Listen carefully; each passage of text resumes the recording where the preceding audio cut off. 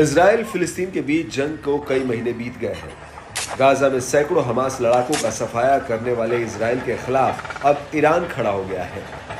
Hamas के पक्ष में ईरान कंधे से कंधा मिला रहा है। अब हमास और ईरान का लक्ष्य एक है, इजराइल को किसी भी तरीके से इस युद्ध में हराना।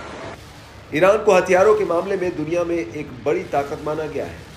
ईरान के पास एक ऐसी मिसाइल है जो इजराइल या अमेरिका के किसी भी एयर डिफेंस सिस्टम को धोखा दे सकती है। ऐसी आशंका है कि ईरान पहली बार इस मिसाइल का इस्तेमाल इजराइल के खिलाफ कर सकता है। इस मिसाइल का नाम खुर्रम शहर मिसाइल है, जो ईरान के एक शहर के नाम पर है। ये एक मीडियम रेंज की बैलिस्टिक मिसाइल है जो 1000 से 2000 किलोमीटर के बीच हमला कर सकती है।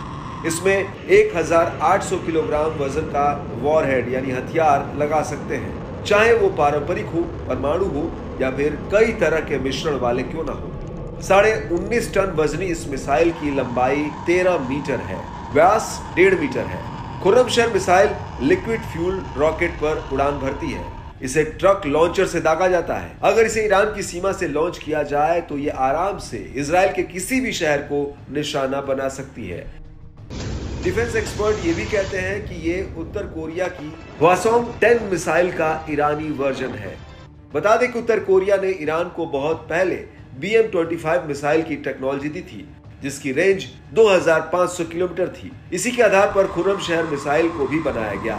ईरान ने मिसाइल का आकार छोटा किया और प्रोपेलेंट की मात्रा घटाई। खुर्रम शहर 4 मिसाइल की रेंज 2000 किलोमीटर है। इसमें 1500 किलोग्राम वजन का वॉरहेड लगा सकते हैं। इसकी लॉन्चिंग में सिर्फ 12 मिनट लगते हैं। अगर मिसाइल पश्चिमी ईरान से दागी जाए तो वो आसानी से इजराइल, मिस्र, सऊदी अरब, रोमानिया, बुल्गारिया और ग्रीस जैसे देशों को निशाना बना सकता है।